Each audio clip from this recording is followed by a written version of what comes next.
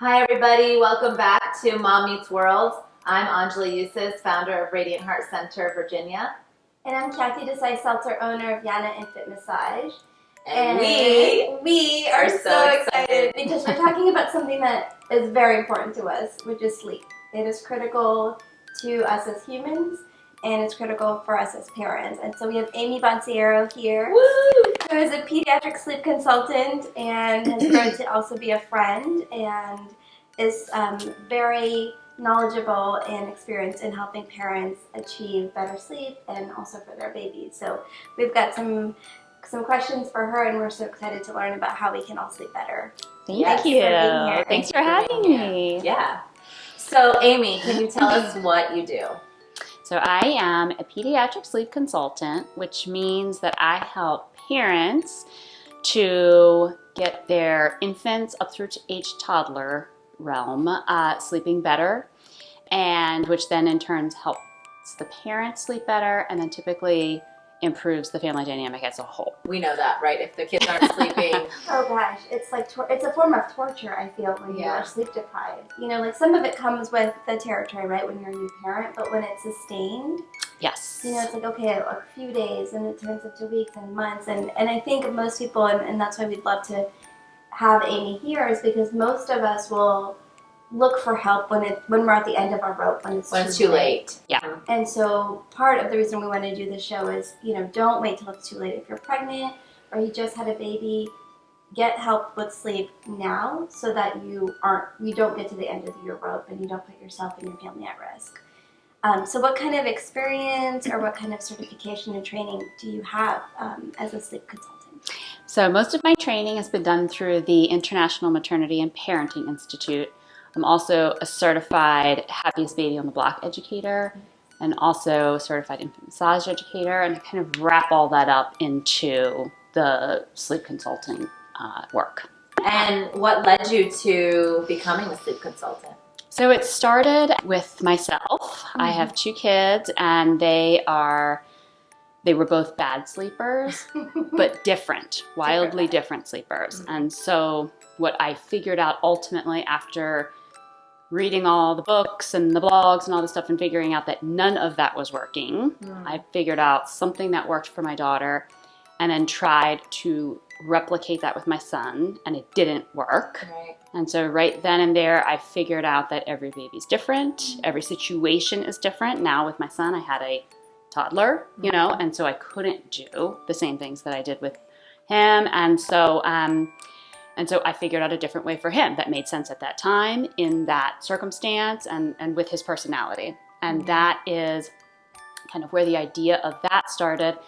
And then my background is in business. And so I just quickly started figuring out that this is a need that parents could have help with.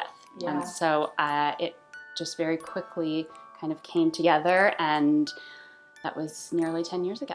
Oh my gosh, that's amazing. So it was birthed similar to our stories out of a need. Yes, yeah. My own need, and then seeing my friends and family and helping them and going from there. And what have you found over your experience in this time are some common misconceptions about sleep coaching, sleep training? You know, there's different words. Yes. Yeah, so it's a great question. I think the biggest misconception is that I'm going to make you do something you're uncomfortable with. Okay. And so every family is different. Every view of success for that family with regards to sleep and their children is different. Mm-hmm. So I spend a lot of time up front with each of my clients figuring out what our goals are. You know, for one family, that might be reducing from 10 night feedings to 2, and then maintaining 2 night feedings for milk supply reasons or whatever. For another family, that might be going from 1 feeding to no feedings, and then tackling naps, you know, because naps are a disaster or whatever it is. So it's wildly different for every family, and there are countless different ways to get from point A to point B. And part of my job is identifying, with the help of parents and the baby and figuring out the demeanor of the baby, what I think would work best for them. Because if you're not consistent with it, it's not going to work. So doing something that feels uncomfortable won't work. Right. So that's definitely why I feel like a one-size-fits-all type of sleep consulting is not it's just not what I do.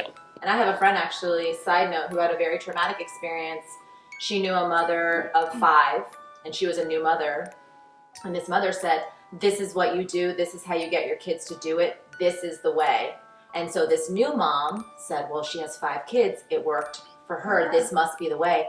And she is now a psychotherapist, but she had some real trauma and had some real struggles and pains for herself, and also she knows for her child, because she tried to force something that wasn't working. Yeah, for her or the baby. For her or the baby. Yep. And everyone was miserable. And that's something that's hard too, and that's what we keep saying. Every mother needs to trust their intuition, whether this is your first baby or your 10th, because every child is different. Yep. And you instinctively know this baby best. Yes. So I think it's so important to remember, this is, I think, a major takeaway, that every child is different. Yeah. And it's really important to figure out what feels comfortable. I like that wording, because you can say, well, Amy said to do it, right? Yep. I'm sure you have people who, but if you can pay attention to the baby's demeanor and get to know the couple, then you probably also say, are you comfortable with this? Right. And then if they're not, find another solution. Yep. And the circumstances, the situation with the family at that moment in time is also important too. Whether there's postpartum depression involved, whether the husband is helpful or not helpful, whether there is a husband, whether there are other kids in the picture, all of those things factor in too. And really, it's a whole picture, you know, you have to look at with it. And so, when someone says, oh, I let my baby cry it out, you should do that. It worked. It might have worked for them in that circumstance at that time when that baby was X, amount of months old or whatever it was. And she had a whole bunch of help and, relief from grandparents and whatever, what the circumstances, and this person's completely different, doesn't mean it's going to work. Yeah. And I hear those horror stories all the time, from parents, whether I'm working with them or just, talking with other parents. And, I think it's because you're not looking at the whole picture. It's really, you have to look at, everything and make a decision about what will work best for that family.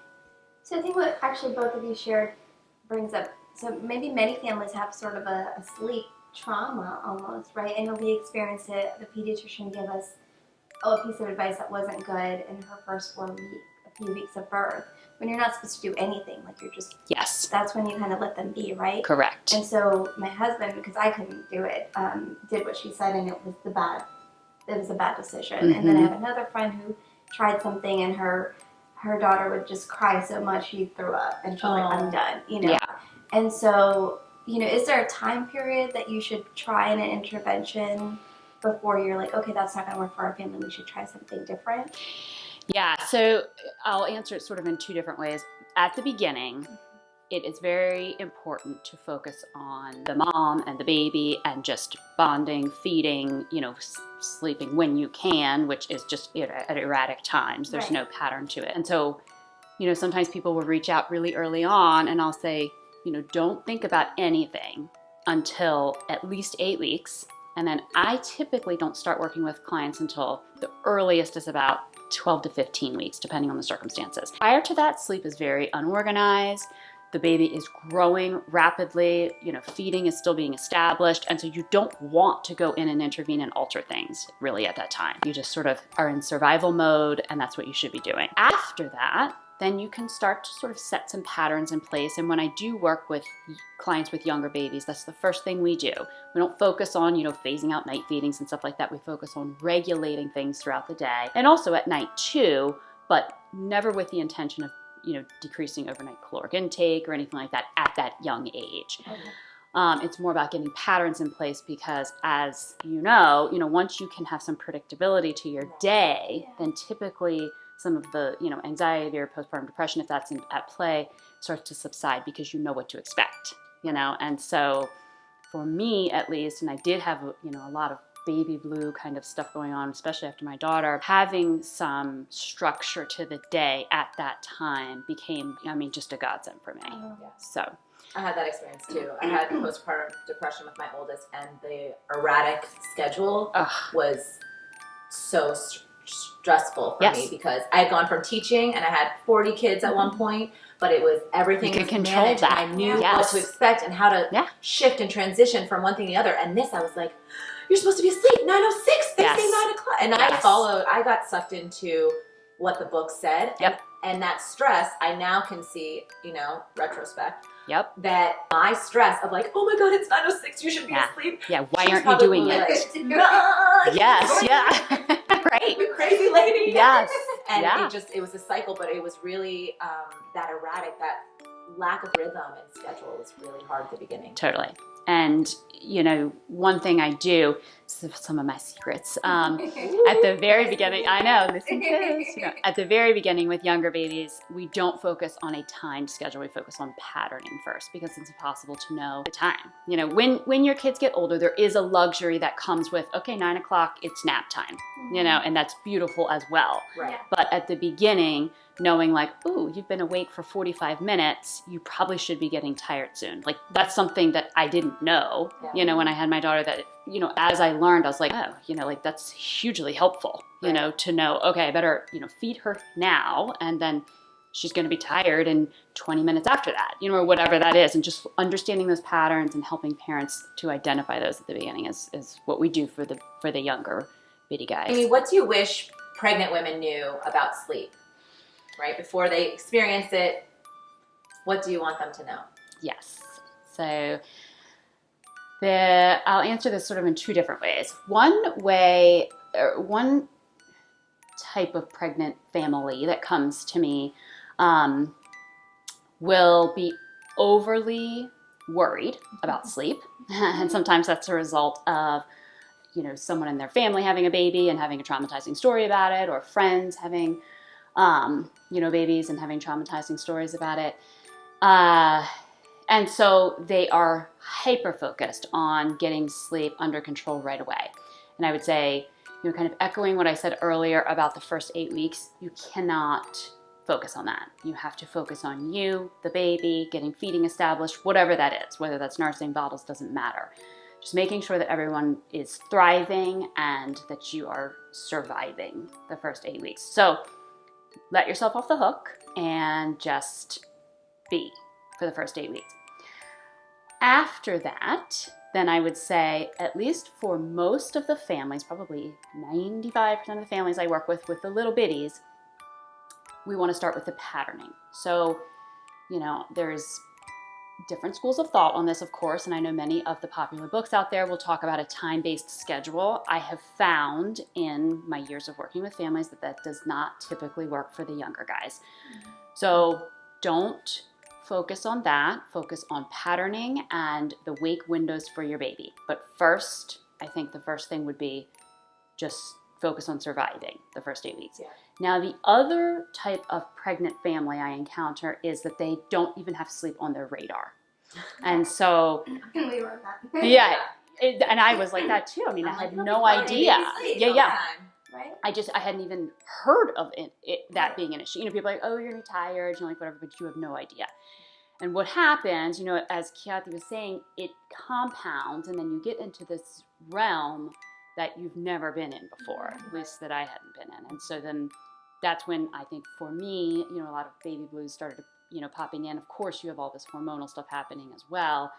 And so it is something to think about. And so for that type of, family in that situation, I say survive the first 8 weeks and then start thinking about patterning, because you don't want to get too far down the line, or it gets harder for you just because the schedule's unpredictable.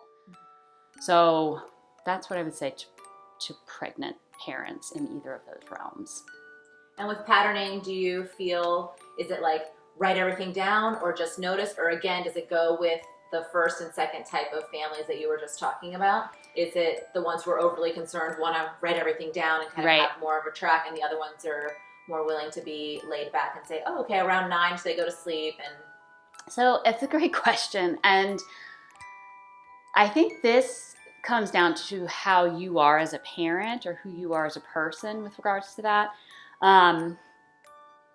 Some people, people do it two different ways. It's usually extremes of them. Either you write every single thing down, or I'm like, oh, when was the last time that they fed? And they're like, I'm not sure. I'm like, I mean, like, eat. And they're like, I don't know. I'm like, oh, okay. I'm like, well, let's feed them. Yeah. But so I think something in the middle is good. You want to track things, not in the first 8 weeks. In the first 8 weeks, sometimes the doctors want to know, diapers, how many wet diapers, how many times did they feed in a 24-hour period, so we can kind of get a concept of how many ounces they might be getting. Track all that stuff, as the doctor recommends, of course. But, noting some patterns throughout the day, all that stuff can be very helpful as you start to inch towards this, 8-week mark. So I'd say keep some loose track of things, noting that, after 45 minutes, the baby seems to be getting tired. That kind of stuff is helpful because then that can help you pattern out when you want to feed them and when, eventually a bedtime might start emerging, which doesn't happen in the first few months. So you don't want to be obsessive about it, but sometimes writing it down is comforting to people. I know that was the case for me for a long time, especially with my first. It felt like I was in control if I was writing it down, and that's fine. And also, mommy brain, we tend to focus on the negatives of it, but the positive of it is that we can just be in the moment, and so just writing it down takes the pressure off having to remember. Yes. Yeah. And there's a lot of apps out there now too, which, those weren't around when my kids were little, but, and so many of my clients will keep track of that stuff in apps, and that's fine. There is, I think, something a little bit therapeutic about writing it down and being able to look at it, but the apps, I know, because some of my clients send me the information, you can print out a data sheet, It's crazy. I was making, when I had my oldest, my postpartum doula told me about it, I was making the 24-hour things. Yes. But it is helpful because when you start to notice, if I put my baby down at 5:30, they wake up at 4 a.m. versus if I put them down at 7, they wake up at 1 and at 3. Yes. So those are the kind of patterns that you're seeing. Exactly. Yeah. And so that's what you wish pregnant women knew. What do you wish families knew? Either mothers or families. You said you work with people up till the toddler age. Mm-hmm. So what do you wish kind of older parents knew? So when families with older kids come to me, I often hear, is it too late for us? Is the time gone? Do we just have to survive now with this, crazy toddler? And the answer is no. Sleep is a skill. It is learned. Yeah. Thank goodness. Yes. Yeah. I feel that, babies, infants are born with, the capability to sleep, but that doesn't mean that they're going to naturally do it. You are built with the ability to balance on a bike, but that doesn't mean that you just pop out and know how to ride a bike. You have to be taught how to do it. And so sleep is that way for many people. So with toddlers, is it harder sometimes? Sure, because they have 3, 4, 5 years of learned behavior that we are potentially trying to not undo as much as just teach them a better way to do it. So yes, it's a different challenge, but it's never too late to teach them how to ride a bike or to teach them how to sleep, And so I'd say don't just give up and say, okay, well, my 5-year-old is waking 5 times a night and comes and sleeps with us after 5 a.m. If that's not what you want. Right. Now, if that is what you want, then it's fine. Don't let someone else tell you that that's not okay if that's what's working for your family, because every family is different. So if you want your 5-year-old to stop waking 5 times a night and coming to sleep with you after 5 a.m., then let's do it, And I think that actually brings up a great point. With social media, we are always seeing, advice, and there's some shaming. You shouldn't sleep train, you shouldn't sleep you shouldn't co-sleep. You should co-sleep, you shouldn't co-sleep. There's just so many things that are conflicting, and people are torn. I'm a bad mom because my baby co-sleeps, and I'm a bad mom because my baby doesn't co-sleep. And the same thing with sleep training. I know some moms get shamed for it, especially by an older generation or a different community. And so what advice would you give to them, about sleep coaching? Yeah. So it's a great question, and I agree. It is something now that, you hear about this mommy shaming and stuff like that, and I do think that this often falls into this category. I'll repeat again, every family is different. Every baby is different. You might have one family that has 2 working parents that have to get up, super early, and they are, working huge long hours outside of the house, and, someone's coming in to take care of the baby, and they have to go back to work when the baby's 8 weeks old, or something like this. That's one family, and they have different expectations and goals and, a different view of success when they come to work with me. Another family who maybe, they want to co-sleep and they want to maintain 2-night feedings through age, 12 months old, and while co-sleeping.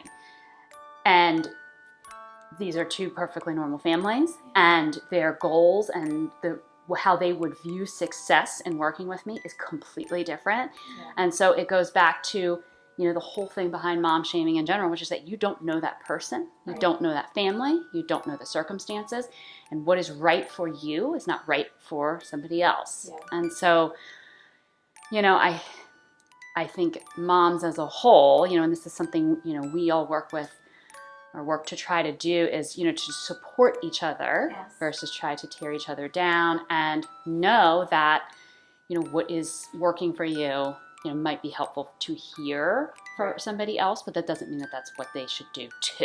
Yes. Right. I love the customization of it. Because I do too. It's so important. Quote that we expect moms to work like they don't have kids and to have kids like they don't have work. So how can until we can give moms support and community and have a number of people helping to take care of them and their kids, don't ask them to shirk on their sleep. Right. Yeah. Because they're not robots. Right. Yeah. I think it kind of breaks down into 2 things. One, I know that before I was a mom, I judged other women much more strongly of, I'm never doing that. And the best advice I ever got from one of my girlfriends, I said, okay, give me your best advice. And she goes, never say you won't do something, because inevitably you will. I'm like, oh, she's so funny. And then she used music for her kids. And I was like, we're never doing that, to Jeff. Sure enough, the first night we put music in her crib, I'm like, can you put the music on? And I just laughed, and I called my friend, and I was like, you were right. Yeah. Never say you're not going to do something, because you will.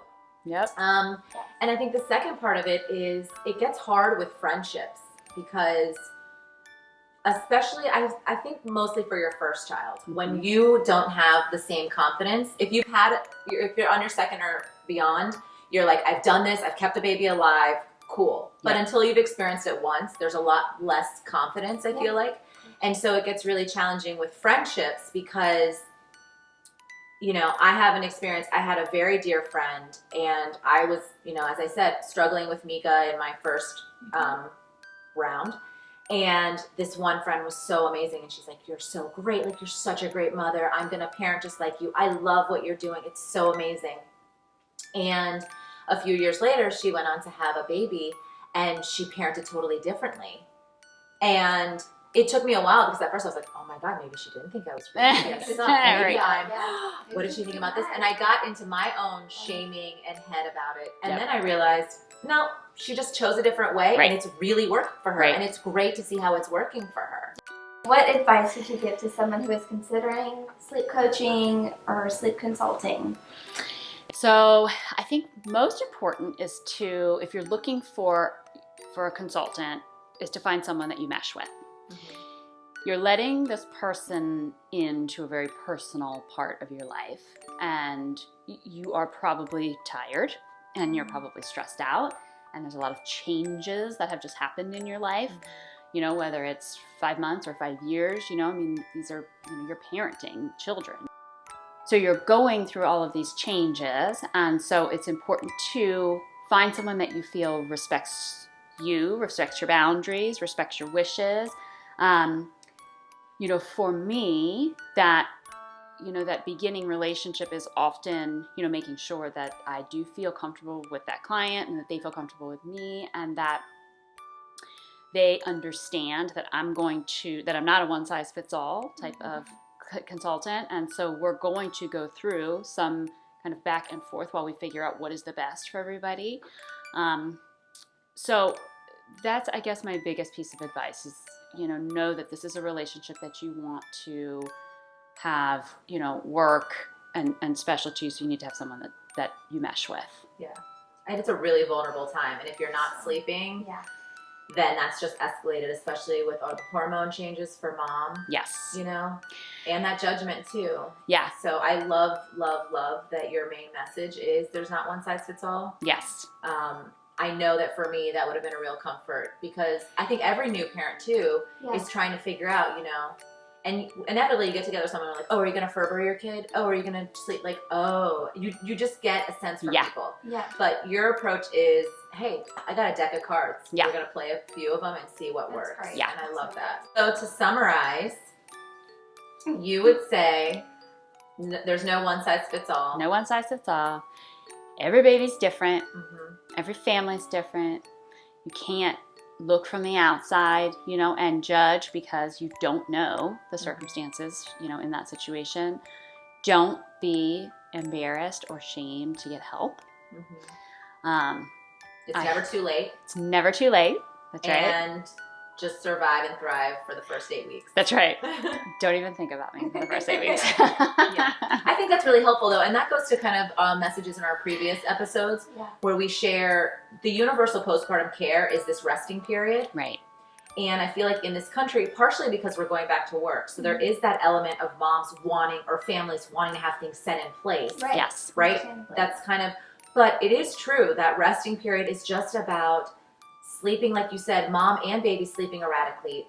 There's no real rhythm. And savoring that time as much as possible, because then you are going to get into patterns, and then you are, you know, there is a beauty 6 to 8 weeks if you want to maybe go for a walk and you don't have to worry about, oh, what time are we going? Is baby's schedule, you know? So being able to appreciate that while it's lasting. And then knowing that babies naturally start to get into a rhythm. Post 8 weeks. Or at that point, if they don't, then you can absolutely start to kind of, you know, move in and shape some things with patterns versus time, in my opinion. But doing it before that will you'll drive yourself crazy, because there is no pattern. There is no pattern. Yeah. Cool. And I think what Angela shared, and actually what we've learned today, like the books, there's so many books out there, and there's articles and there's things like that, but because each baby is different, it has to be customized. If you can, I would really encourage every pregnant and new mom to consider getting a sleep coach, because it will make a world of difference to your physical and emotional health.